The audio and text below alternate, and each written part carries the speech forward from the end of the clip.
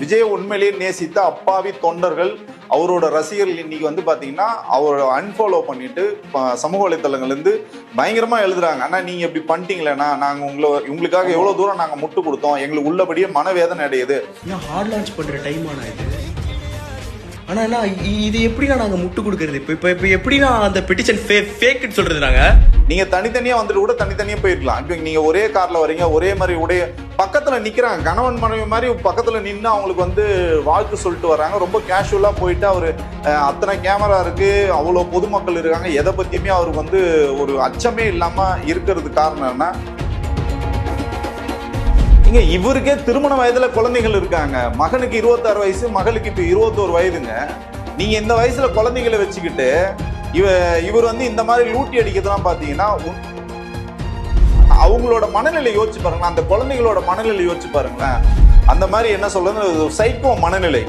நீ என்ன வந்து சொல்லிட்டல்ல, அதை நான் வந்து உனக்கு ப்ரூவ் பண்றேன் பாரு அப்படின்னு சொல்லிட்டு அவங்கள மனதளவுல வந்து வீக் பண்றதுக்கான இந்த முயற்சி வந்து விஜய் வந்து எடுத்திருக்காரு. பொதுவெளியில் இன்னும் நிறைய தரவுகள் இருக்கு, இன்னும் பிற நடிகளோட அவருக்கு வந்து தொடர்பு, அதுல ஒவ்வொன்றா நாங்க வந்து வெளியிட தயாரா இருக்கோம். நான் சிஎம் ஆகணும். நிஜமாவா? நிஜமா சொல்றேங்க, டெஃபினெட்லி. அரசியல்ல சினிமா நீங்க பாருங்க ஒரு 10 வருஷத்துல.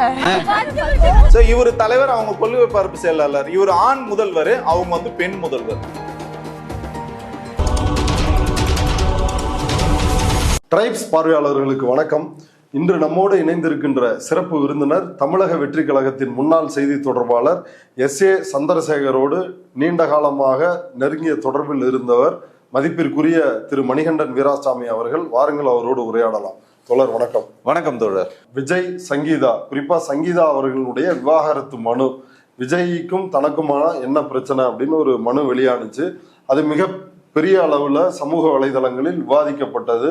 இப்ப இன்றைக்கு அதனுடைய அடுத்த கட்டமாக விஜய் ஒரு நடிகையோடு திருவான்மியூரில் நடைபெற்ற ஒரு திருமண விழா, ஒரு வரவேற்பு விழாவில் கல்பாத்தி அந்த ஃபேமிலியோட தயாரிப்பாளரினுடைய அந்த வீட்டு விழாவில் அந்த நடிகையோடு விஜய் வந்து போய் கலந்திருக்கிறாரு. ஏற்கனவே சங்கீதா அவர்கள் மீது மிக கொடூரமான தனிப்பட்ட தாக்குதலை தாவேகாவினர் அவங்களோட ஐடி விங் வந்து சமூக வலைதளங்களில் கட்டவிழ்த்து விட்டாங்க. இதுல ஒருபடி உச்சமாக போய் இந்த திரை விமர்சகர்களாக அறியப்படுகின்ற பிஸ்மியும் அந்தணனும் விஜயோட நிழல் படாதா அப்படின்னு பல பெண்கள் வந்து ஏங்கிட்டு இருக்கிறாங்க. அவர் வந்து ஒரு பிரின்ஸ், அப்படி இருக்கும் பொழுது ஒரு நடிகர்னா அப்படி இப்படிலாம் இருக்கும், இதெல்லாம் தெரிஞ்சுதானே வந்து கல்யாணம் பண்ணீங்க, இப்ப பிரச்சனைன்னு வந்து ஏன் பண்றீங்க அப்படின்ற மாதிரியும். இன்னொரு புறம் பிஸ்மி வந்து என்ன சொல்றாருன்னா, இப்படியான ஒரு மன உளைச்சல்ல ஒரு 5 வருஷம் இருக்காங்கும் போது அதை தெரிஞ்சுக்கிட்டு அவங்கள வந்து ஒரு கருவியா பயன்படுத்தி விஜய்க்கு வந்து இப்படி ஒரு சிக்கலை ஏற்படுத்தியிருக்காங்க. அப்படித்தான் அதை நம்ம பாக்குறோம். அவருடைய அரசியல் எதிரிகளுக்கு வந்து நீங்க ஒரு கருவியாக பயன்படுறீங்க அப்படிங்கும்போது அப்ப இத்தனை நாள் வாழ்ந்த வாழ்க்கைக்கு அர்த்தம் இல்லைல்ல. அது வந்து நமக்கு வந்து கொஞ்சம் ஒரு மாதிரி உறுத்தலா தான் தோணும். இவங்க எழுதுனது எதுவுமே வந்து உண்மை இல்லை. தொலைபேசி ஃபேனா நிறைய பெண்கள்லாம் இருக்காங்க, அவங்க கிட்ட எல்லாம் கூட நான் பேசினேன். அவங்க எல்லாருமே என்னன்னா விஜய் வந்து குறை சொல்லவே இல்லை, சங்கீதா அது மாதிரி பண்ணக்கூடாது. இதனால விஜய்க்கு எந்த பாதிப்பும் இல்லை. பெண்கள் வந்து எல்லாரும் சங்கீதாவை தான் திட்டுறாங்க, சங்கீதா வந்து ஒரு கருவியாக திமுகவிற்கு பயன்பட்டு விட்டார் அப்படின்னு இப்படியான சதி கோட்பாடுகளையும் தனிப்பட்ட தாக்குதல்களையும் தொடர்ச்சியா வந்து முன் வச்சுட்டு வந்தாங்க. தாவேகாவினரும் இந்த பெட்டிஷனுக்கு பின்னாடி, சங்கீதாவிற்கு பின்னாடி திமுக குறிப்பாக முதல்வரினுடைய சகோதரி செல்வி இருக்கிறாங்க, அப்படியான குற்றச்சாட்டுகளையும் வச்சுட்டு வந்தாங்க. இப்ப இன்றைக்கு விஜய் இப்படி ஒரு நிகழ்வில் கலந்து கொண்டது மிகப்பெரிய ஒரு அதிர்ச்சியை தாவேகாவினர் மத்தியில் ஏற்படுத்தி இருக்குது. இது குறித்து உங்களுடைய கருத்து என்ன? இப்ப விஜயோடைய குடும்பம், அவங்களோட நீங்க நெருங்கி பழகியவர் கூட, நீங்க என்ன கருதுறீங்க? AGS கல்பாத்தி சுரேஷ் அவர்களோட மகன் திருமணத்துல அது வந்து வரவேற்பு நிகழ்ச்சியில வந்து திரு விஜய் அவர்கள் வந்து கலந்துக்கிறாரு. நீங்க வந்து பூடகமா சொல்றீங்க ஒரு நடிகைன்னு, வெட்ட வெளிச்சமா வந்துடுச்சு. இது யாரு பாத்தீங்கன்னா நிக்கில் முருகன், சினிமால வந்து ஒரு பிரபலமான PRO, அவர் வந்து அவரோட பேஜ்ல வந்து போட்டிருக்காரு. இந்த கர்மத்தை நானும் பார்த்து தொலைஞ்சேன், எனக்கு வீடு அடையாறு தான், நானும் இதை வந்து நேர்ல பார்த்து தொலைச்சேன். இது இந்த மாதிரி இந்த நிகழ்வு. ஆமாங்க. அது இது எதுக்காக நான் சொல்ல வரேன்னா, இந்த பக்கம் பாத்தீங்கன்னா அவங்க டைவர்ஸ் கேட்டு போகும்போது ரொம்ப உத்தம மாதிரி யோகியம் மாதிரி எல்லாம் என்ன சொன்னாங்கன்னா இது வந்து திமுக சதி அப்படின்னு சொல்லிட்டு. நான் என்ன கேக்குறேன்னா, 2 பேரும் ஒரே மாதிரி உடை அணிஞ்சிட்டு போறாங்க, ஒரே கார்ல போறாங்க. திமுக தான் கார் ஏற்பாடு பண்ணி கொடுத்தா இல்ல திமுக தான் வந்து காஸ்டியூம் டிசைனரா? அறிவு இருக்கா இல்லையா? இதை பேசுறவங்களாம் இந்த வலைபேச்சு அந்தனனும் பிஸ்மியும் எனக்கு வாயில என்ன வார்த்தை, ஏன்டா உன் வீட்டு பெண்ணுக்கு இப்படின்னா ஒரு நீங்க வந்து இந்த மாதிரிதான் பேசிட்டு இருப்பீங்களா? அருவருக்கத்தக்க வகையில் சகோதரி சங்கீதா குறித்து பேசுறத நம்ம வந்து இப்பயும் நம்ம வந்து பொறுத்துடுவேன். உண்மையிலே சொல்றேன், இவனுங்களை வந்து பெண் வன்கொடுமை சட்டத்துல இவனுங்களை தூக்கி உள்ள வைக்கணும். என்ன பேச்சு பேசிட்டு இருக்கானுங்க? ஏன்டா நீ காசை வாங்குற, அதுக்கேத்த மாதிரி நீ கூவு, வேணான்னு சொல்ல.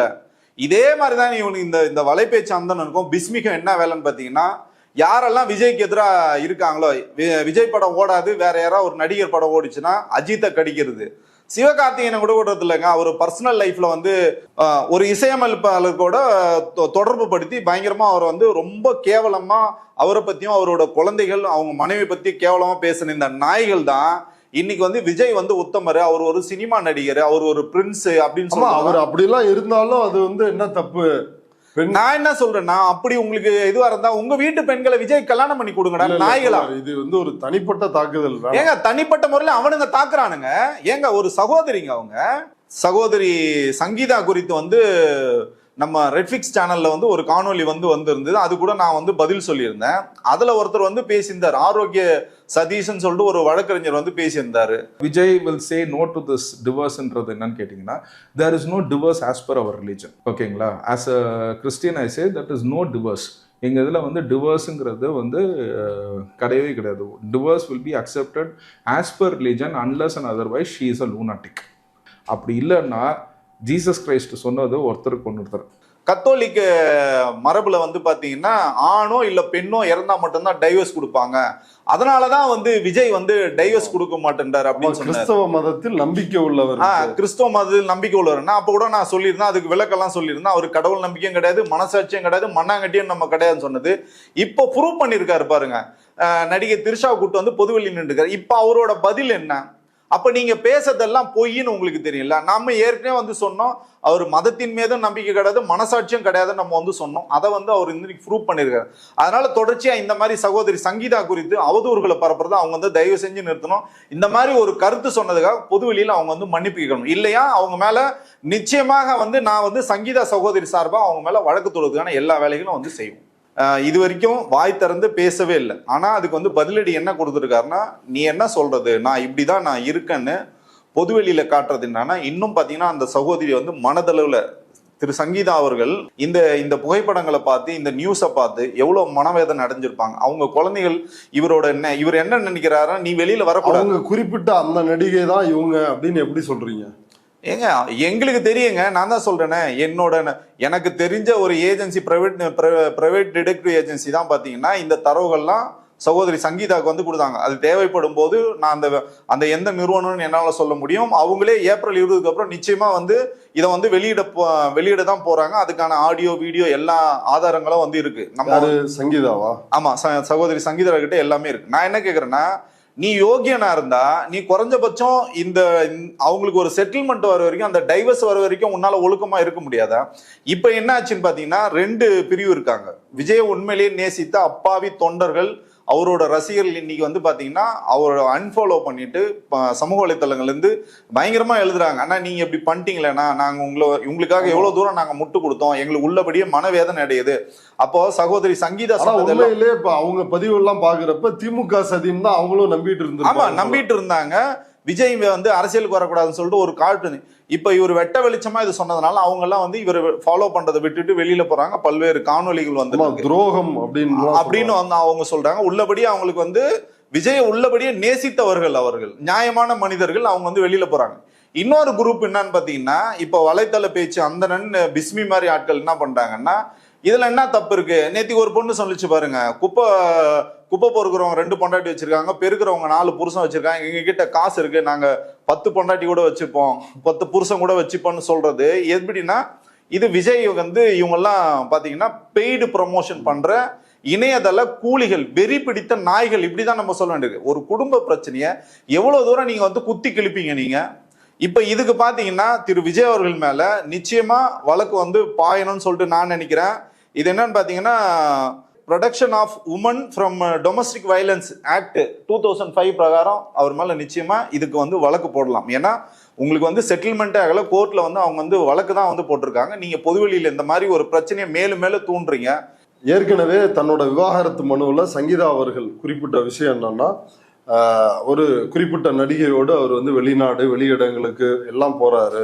அவங்களுடைய சமூக வலைதள பக்கங்கள்ல இந்த புகைப்படங்களை வந்து ஷேர் பண்றாங்க. அது குறித்து விஜய் எந்த மறுப்பும் வந்து தெரிவிக்க மாட்டாரு அப்படின்றது ஒண்ணு.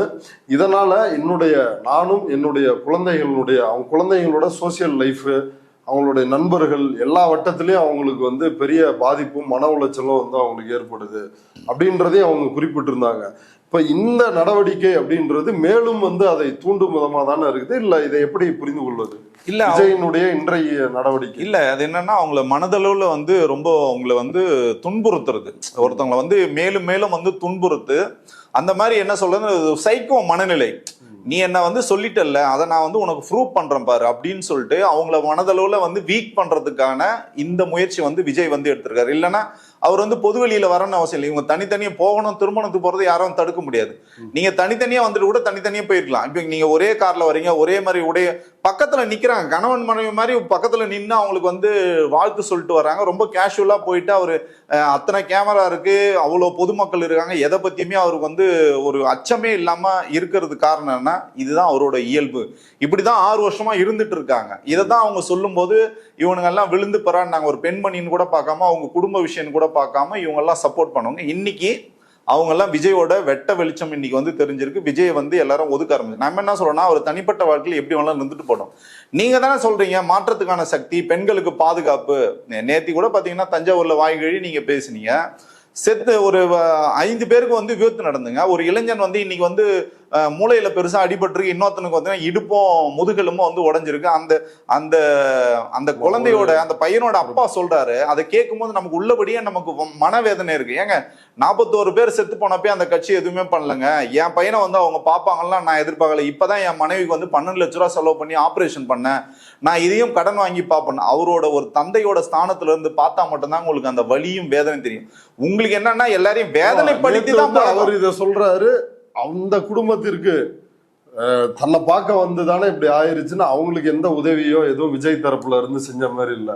ஆனா விஜய் வந்து இன்னொரு புறம் திருவான்மியூர்ல இந்த காட்சிகளை வந்து அரங்கேற்றிட்டு இருக்காங்க. நான் என்ன சொல்றேன்னா, நீங்க பணம் கூட கொடுக்க வேணாம், ஒரு அறிவிப்பு, ஒரு இது நடந்துடுச்சு, இது மேலும் நடக்காம பார்த்துருக்க இது வரைக்கும் அவங்க சொன்னதே இல்லைங்க. இது வரைக்கும் அவர் அந்த மாதிரி ஒரு அதான் சொல்றேன்னா, ரொம்ப நம்ம சொல்லும் போது என்ன நினைக்கிறாங்க எல்லாம், இவர் வந்து மிகைப்படுத்தி பேசுறாரு. இதுதான் விஜயோட ஒரிஜினல் முகம். இதுதான் அவர் வந்து ஒரிஜினலான அவரோட என்ன சொல்றதுன்னா ஒரு கொடூரமான முகம். நான் என்ன சொல்றேன்னா, நீ இப்படி இருக்கல்ல, எதுக்கு உனக்கு அரசியல் கட்சி? தயவு செஞ்சு அரசியல் கட்சியை நீ கலைச்சிரு. நீ சினிமாக்காரனா இருந்துட்டு போ, நீ என்ன வேணாலும் கூத்தடிச்சுட்டு போ, யாரும் ஒண்ணு கேட்க போறது இல்ல. ஏன்னா நாங்கெல்லாம் உழைச்சிருக்கோங்க அவருக்கு. நான் இத்தனை ஆண்டு காலம் அவர் பொது வாழ்க்கை கேட்டுன்னு வந்திருக்கேன். அவருக்கு வந்து கட்சி ஆரம்பிச்சுதான் அவருக்காக. இப்போ நீங்க சொல்ற மாதிரி வந்து ஊடகங்கள்ல தினம் தினம் அவருக்கு வந்து முட்டு கொடுத்து மல்லு கட்டி நாங்கெல்லாம் இவ்வளவு தூரம் வந்து இப்போ எல்லாத்தையும் இழந்திருக்குங்க. பொருளாதாரத்தை இழந்திருக்கோம், எங்களோட இளமை இழந்திருக்கோம், எல்லாத்தையும் இழந்திருக்கோம். அப்ப நாங்கெல்லாம் வந்து இன்னைக்கு வந்து வெளியேறி இருக்கணும். ஏன் ஏறி இருக்குன்னா, இதெல்லாம் வந்து கடைசி வரைக்கும் திருந்தாது, இந்த ஜென்மெல்லாம் கடைசி வரைக்கும் திருந்தாதுன்னு சொல்லிட்டு தான் நம்ம வந்து அதை தானே இன்னைக்கு வந்து நீங்க வந்து பொதுவெளியில நீங்க பண்றீங்க. நான் என்ன சொல்றேன்னா, தமிழக வெற்றி கழகத்தின் அந்த கொள்கை தலைவர் இருக்காங்களா 5 பேர், நாங்க வந்து பெரியாரை ஃபாலோ பண்றோங்க, நாங்க அம்பேத்கரை ஃபாலோ பண்றோம், கர்ம வீரர் காமராஜரை ஃபாலோ பண்றோம், அஞ்சலி அம்மாவை ஃபாலோ பண்றோம், வேலுநாச்சியரை ஃபாலோ பண்றோம். அந்த 5 தலைவரும் தயவு செஞ்சு நீங்க எடுத்துருங்க. நீங்க பிரேமானந்தா அந்த மாதிரி நிறைய பேர் இருக்காங்க, நித்யானந்தா, அந்த மாதிரி ஆட்களை நீங்க தயவு செஞ்சு வச்சுட்டு நீங்க என்ன வேணாலும் பண்ணிட்டு போங்க.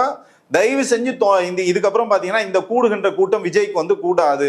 அவரே வந்து எக்ஸ்போஸ் ஆயிட்டார். அவரே நான் இப்படிப்பட்ட ஆள் தான் சொல்லும் போது இப்ப இதுக்கப்புறம் வர கூட்டங்கள் பாத்தீங்கன்னா இவருக்காக காசுக்காக கூட ஒரு கூட்டம் தான் வருது, கொள்கைக்காகவோ விஜய்க்காக வர கூட்டமும் இதுக்கப்புறம் வராது. நம்மளும் வந்து குடும்பத்துல இருந்து நம்ம வரோம். இப்ப நம்ம வீட்டிலே ஒரு சகோதரி இருக்காங்க, அவங்க ஒரு குற்றச்சாட்டை சொல்றாங்கன்னா அதுக்கு எதிரான மனநிலை நம்ம இருந்தா அவங்க எவ்வளவு தூரம் வேதனைப்படுவாங்க. அதே போலதான் இன்னைக்கு அவங்க என்னென்னலாம் குற்றச்சாட்டு சொன்னாங்களோ, இந்த நடிகையோட அவர் வந்து வெளியில போறாரு, அந்த புகைப்படங்களை வந்து வெளியிடுறாரு, இதை பார்த்து என் குழந்தைங்கள்லாம் வளர்ந்துட்டாங்க, எனக்கும் வந்து வெளியில போக முடியல, என் குழந்தைங்களுக்கு இது வந்து பெரிய பாதிப்பா இருக்கு, அவமானத்தை ஏற்படுத்துன்னு சொல்லும் போது நீ என்ன சொல்றது? நான் அதை நேரடியா செஞ்சு காட்டு, நான் வெளிநாட்டுல போறது இல்லை, நான் இங்க லோக்கல்லே நான் வந்து இந்த மாதிரிதான் நடந்துப்பேன்னு சொல்லிட்டு இவர் சொல்றது இது என்ன சொல்றதுன்னா ஆணவத்தின் உச்சம். அப்போ அவங்களோட மனநிலை யோசிச்சு பாருங்களேன், அந்த குழந்தைகளோட மனநிலை யோசிச்சு பாருங்களேன்.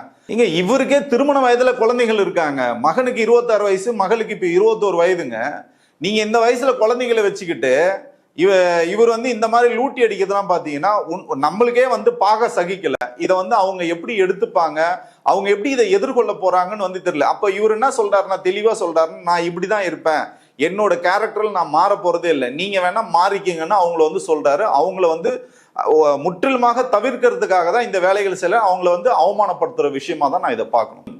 ஜேசன் சஞ்சயா இருக்கட்டும், திவ்யா சாஸ்தாவா இருக்கட்டும், சகோதரி சங்கீதாவா இருக்கட்டும், சரி, நீங்க எக்கேடு கேட்டு போனால நீங்க வந்து செத்து சுண்ணாம்பாலும் எனக்கு கவலை கிடையாது. எனக்கு தேவை என் வாழ்க்கையை நான் வந்து என்ஜாய் பண்ணணும், நான் வந்து என் விருப்பப்படி நான் இருப்பேன்னு சொல்றது இது மோசமான மனநிலை.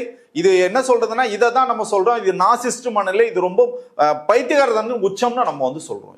இல்ல, இப்ப இதை அரசியல் ரீதியா பார்ப்போமே, இது வந்து பலரும் ஏற்கனவே என்ன பேசுனாங்கன்னு, இது தனிப்பட்ட விவகாரம் அப்படின்னு சொன்னாங்க. ஒரு மாறலா வந்து ஒரு விவாகரத்து கோரி இருக்கிறாங்க.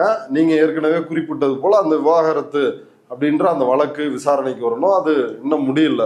அதுக்கு முன்னாடியே அவங்க தன்னோட மனுவில் குறிப்பிட்டது என்னன்னா, தனிப்பட்ட முறையில் வழக்கறிஞர்கள் மூலமாகவும் ஒரு கண்ணியமான தீர்வை வந்து எதிர்பார்த்தா அது எட்ட முடியாததுனாலதான் இப்ப நீதிமன்றத்துக்கு வர்றேன் அப்படின்ற விஷயத்தையும் அவங்களுடைய மனுவில் குறிப்பிட்டிருந்தாங்க. ஆனா இதை ஒரு அரசியல் ரீதியா வந்து பார்க்கணும்னா, ஒரு டிவிகே அப்படின்ற ஒரு கட்சியினுடைய தலைவரா இருக்கிறாரு. இப்ப நேற்று கூட வந்து ஆயிரக்கணக்கான இளைஞர்களும் பெண்களும் வந்து அவரை போய் பார்க்குறாங்க. எல்லாரும் வந்து விஜய் விஜய் விஜய்னு கத்துறாங்க. அவங்களுக்கெல்லாம் இன்றைக்கு இந்த திருவான்மியூர் திருமண விழாவில் கலந்து கொள்வதன் மூலமாக, ஒரு நடிகையோடு போனதன் மூலமாக அவர் என்ன செய்தி சொல்ல வர்றார்? என்ன செய்தி சொல்ல வர்றாருன்னா, நான் யாருக்குமே கட்டுப்பட்டவன் இல்லை, குடும்பம் எனக்கு தேவையில்லை, எனக்கு வந்து பொது சமூகம் எனக்கு தேவையில்லை, கட்சி தேவையில்லை, எதுவுமே தேவையில்லை, நான் இப்படிதான் இருப்பேன், என்ன நீ ஃபாலோ பண்ணி வரதான் வா, நான் உன்னை வர சொல்லவே இல்லை, நீ எக்கேடு கேட்டா எனக்கு என்னன்னு சொல்லிட்டு இந்த ஒரு மனநிலை வந்து மோசமான மனநிலை. நான் என்ன சொல்றேன்னா, இது ஒரு சைக்கோ மனநிலை. இதுக்கு ஒண்ணுமே இல்லைங்க, இதுக்கு காரணமானவங்கள செருப்பால் அடிக்கணுங்க. நீங்க வந்து தயவு செஞ்சு என்ன வந்து தவறா நினைக்காதீங்க. ஏன்னா இதை பண்றதெல்லாம் யாரு? எங்க எஸ்ஏசி அவங்க அப்பாவோட கண்ட்ரோல்ல இருந்த வரைக்கும் விஜய் இந்த மாதிரிலாம் வந்து கிடையாது. என்னைக்கு இந்த ஜெகதீஷ் பழனிசாமியும் புசி ஆனந்தும் இவரோட கண்ட்ரோல்ல இருந்தாங்களோ அன்னில இருந்து இந்த குடும்பமும் நாசமா போச்சு, விஜயும் நாசமா போயிட்டார். உண்மையிலேயே விஜய் வந்து வெறும் சினிமாவில் வந்து ரசிச்ச அவரோட தொண்டர்களோ ரசிகர்களோ விஜய் வந்து ஒரு ரோல் மாடல் எடுத்துக்கிறோம். இன்னைக்கு விஜயோட பிம்பத்தை கண்டு அதிர்ச்சி அடைஞ்சு இப்போ நான் வரும்போதே ஒரு ஃபேமிலி என்கிட்ட பேசுறாங்க, என்னங்க இவ்வளோ மோசமா இருக்காரு, நீங்க பேசும்போதெல்லாம் நாங்க வந்து இதை மிகைப்படுத்தி பேசுறோம், இன்னைக்கு இவ்வளோ மோசமா இருக்கு, என் குழந்தைங்கள்லாம் விஜய் கூட்டத்துக்கு அனுப்புறதுக்கு பயமா இருக்கு, விஜயை பின்தொடர பயமா இருக்கு, எங்க வந்து அவன் விஜய் மாதிரி ஆயிடுவான. இவர் சொல்றாருல, எல்லார் வீட்லயும் ஒரு விஜய் இருக்கான், எல்லார் வீட்லயும் ஒரு விஜய் இருக்கான். ஏன்னா இந்த மாதிரி கேடுகட்டத்தனமா எவனுமே இல்லையடா. நான் என்ன சொல்றேன்னா, சினிமாக்காரனா நீ இருந்துட்டு போ, எனக்கு பிரச்சனையே கிடையாது.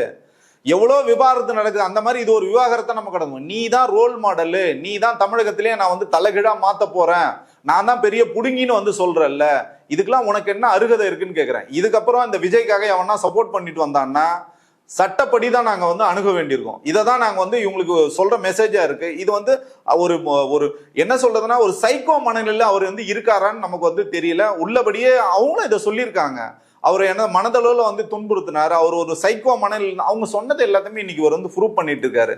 இப்ப எனக்கு என்ன அச்சம் என்னன்னா, இவனுங்க நாளைக்கு என்ன வந்து இதுக்கெல்லாம் பதில் சொல்லுவானுன்னு தெரியல. இவனுங்க கட்டுற அந்த முட்டு இருக்கு பாத்தீங்களா, அவனுங்க என்ன சொல்லுவானுன்னு நினைச்சாலே நமக்கு இன்னும் பதறுது நமக்கு. நடிகை அவங்க ஏற்கனவே ஒரு ஊடகத்திற்கு, ஒரு தனியார் ஊடகத்திற்கு ஒரு வீடியோ பேட்டி வந்து கொடுத்துருக்குறாங்க. உங்களுடைய லட்சியம் என்ன, அதையும் இப்ப சமூக வலைதளத்துல எல்லாரும் பரப்புறாங்க. எனக்கு வந்து சிஎம் ஆகணுங்க அப்படின்னு வந்து அவங்க சொல்றாங்க. இதையும் ஒப்பிட்டு இவங்க அடுத்து வந்து கட்சிக்குள்ள வரப்போறாங்க அப்படின்ற ஒரு விஷயத்த சொல்றாங்களே. நான் சிஎம் ஆகணும். நிஜமாவா? நிஜமா சொல்றேங்க, டெஃபினெட்லி. அரசியல் சினிமா நீங்க பாருங்க, ஒரு 10 வருஷத்துல. அது பற்றி உங்களோட கருத்து என்ன? இல்ல உண்மைதான், அதையும் அவர் வந்து இப்போ தஞ்சாவூர் கூட்டத்துல வந்து சொன்னாரு. ரேஷன் கடைக்கு நீங்க என்ன பண்ணுவீங்கன்னா, ஒரு ஆண் எடையாளர் ஒரு பெண் எடையாளர் அப்படி வந்து இருப்பாங்கன்னு சொல்லும்போது, அப்ப நீங்க என்ன பண்ணா, கொள்கை பரப்பு செயலாளர் பாத்தீங்கன்னா ஒரு ஆண் கொள்கை பரப்பு செயலாளர், ஒரு பெண் கொள்கை பரப்பு, அந்த பெண் கொள்கை பரப்பு செயலாளர்னா நடிகை திரிஷா தான். அதனாலதான் அவர் வந்து பொதுவெளியில அவங்களை எடுத்து வந்து இன்னைக்கு இன்ட்ரோடியூஸ் பண்றாரு. எப்படியும் அவர் வந்து முடிவு பண்ணிட்டாரு, டைவர்ஸ் வந்து இவங்களுக்கு கொடுத்துருவோம். அப்போ இவங்களை கொள்கை பரப்பு செயலாளர் ஆயிட்டு ஸோ இவர் தலைவர், அவங்க கொள்கை பரப்பு செயலாளர், இவர் ஆண் முதல்வர், அவங்க வந்து பெண் முதல்வர். இதெல்லாம் ஒரு கட்சி, இதெல்லாம் ஒரு பொழப்பு. இதை வந்து ஃபாலோ பண்றதுக்கு வந்து எதான் சொல்லணும், அவன் இன்னைக்கு அரசியல் கட்சி வந்து உயிரை கொடுத்து வேலை பார்த்துட்டு இருக்காங்க. இருந்தாலும் எங்க உயிரை எடுக்கிறதுக்காக இந்த மாதிரி வந்து பொதுவெளியில வந்து அசிங்கப்படுத்துறது உள்ளபடியே வேதனை அளிக்குது. சகோதரி சங்கீதா அவர்களுக்கு மிகப்பெரிய ஒரு அநீதி வந்து நடந்திருக்கு. ஒரு பொதுவெளியிலே இவ்வளவு பெரிய ஹராஸ்மெண்ட் நடக்குது. இணையத்துல பாத்தீங்கன்னா அவங்க வந்து இவ்வளவு மோசமா ஒரு தனி மனிதன் எழுதல, ஒரு கட்சியோட அமைப்பே பாத்தீங்கன்னா இந்த மாதிரி ஒரு இணையதள கூலிகளை வச்சு இவ்வளவு மோசமா வந்து எழுதுறாங்க. இதெல்லாம் வந்து பெண்ணிய போராளிகள் வந்து ஏன் வாய் திறந்து பேச மாட்டேன்றாங்க? சின்மை வந்து எல்லாத்துக்கும் வந்து குரல் கொடுப்பாங்க. அதே மாதிரி வந்து குஷ்பு பாத்தீங்கன்னா மகளிர் ஆணையத்துல இருந்தாங்க, எல்லாத்துக்கும் வந்து பேசுவாங்க. அங்க நடந்துச்சு இங்க நடந்துச்சுலாம் பேசுவாங்க. இப்ப ஏன் வாய் திறந்து பேசுமா? இதுல ஒரே ஒரு அமைப்புக்கு மட்டும் நம்ம நன்றி சொல்லணும். இந்த பாத்தீங்கன்னா இந்த இந்திய ஜனநாயக மாதர் சங்கம் பாத்தீங்கன்னா அறிக்கை விட்டுருக்காங்க, அவங்க வந்து கண்டிச்சிருக்காங்க. இந்த மாதிரி பல்வேறு அமைப்புகளும் பெண்களும் ஆண்களும் இதுல யாருமே பாரபட்சம் பார்க்காம சகோதரி சங்கீதா பக்கம் நிக்க வேண்டியது நம்மளோட எல்லாரோட கடமை. தவறு செய்கின்றவர்கள் தண்டிக்கப்பட வேண்டும். இதை இவங்களோட முகத்திரை வந்து கிழிஞ்சு போச்சு. இதுக்கப்புறம் விஜய் ஏதாவது அரசியல்ல வந்து கருத்து சொல்றேன், நான் வந்து தலைகீழா மாத்துறேன்னு சொன்னாங்கன்னா பொதுவெளியில் இன்னும் நிறைய தரவுகள் இருக்கு. இன்னும் பிற நடிகளோட அவருக்கு வந்து தொடர்பு, அதுல ஒவ்வொன்றா நாங்க வந்து வெளியிட தயாரா இருக்கோம். இதுக்கு பின்னாடி ஒரு இணையதள கூலிகள் வந்து ஒரு மாஃபியா கேங் வந்து தொடர்ச்சியா வந்து இயங்கிட்டு இருக்காங்க. யாருன்னு பாத்தீங்கன்னா பதிவுகள் போடுறது, ஆமா இந்த பதிவுகள் போடுறது, இந்த தொண்டர்களை வந்து உசுப்பேத்தி தப்பான தகவல்களை கொடுத்து அவங்கள உசுப்பேத்தி விடுறது யாருன்னு பாத்தீங்கன்னா ஜான் ஆரோக்கியசாமி. அவர் பாத்தீங்கன்னா இந்த கட்சிக்கு வந்து வியூக வகுப்பாளர். அதுக்கப்புறம் பாத்தீங்கன்னா விஜய்க்கு வந்து பிஆர்ஓ எல்லாமே பாத்தீங்கன்னா ஜெகதீஷ் பழனிசாமி. அதே மாதிரி கட்சிக்கு பொதுச் செயலாளர்கள் புசியானந்த். இந்த 3 பேரோட சதி வலையில சிக்கி விஜயோட வாழ்க்கையும் இங்க வந்து கேள்விக்குறியா இருக்கு. இந்த பக்கம் சங்கீதா சகோதரியோட வாழ்க்கையும் கேள்விக்குறியா இருக்கு. இதுக்கு ஒரு கட்சி உங்களுக்கு பலிகடா. இந்த கட்சிக்காக போயிட்டு தொண்டர்கள் வந்து 52 பேர் உயிரை எதுக்கு நீங்க எடுக்கணும்? இந்த மாதிரி நீங்க தனிப்பட்ட வாழ்க்கையில நீங்க ஜல்சா பண்ணிட்டு போங்க, எங்களுக்கு ஒன்றும் பிரச்சனை கிடையாது. பொது வாழ்க்கையில வந்துட்டு நான் ஒரு அரசியல் தலைவனா வரப்போறேன் அப்படின்னு சொல்றதுனால நம்ம இவ்வளவு தூரம் எதிர்த்து கேள்வி கேட்கிறோம். நம்ம மேலும் வந்து திரும்ப சொல்றோம். இந்த விஷயத்துல இதுக்கப்புறம் யாருன்னா கண்ணிய குறைவா சகோதரி சங்கீதா குறித்து பேசுனாங்களோ அவங்கள வந்து சட்டப்படி நாங்க அணுகுன்றதை இதன் மூலம் நான் எச்சரிக்கையாவே சொல்லிக்கிறேன். ஓகே தோழர், இவ்வளவு நேரம் நம்முடைய பார்வையாளர்களுக்காக உங்களுடைய கருத்துக்களை பகிர்ந்துட்டது ரொம்ப நன்றி தோழர். நன்றி தோழர்.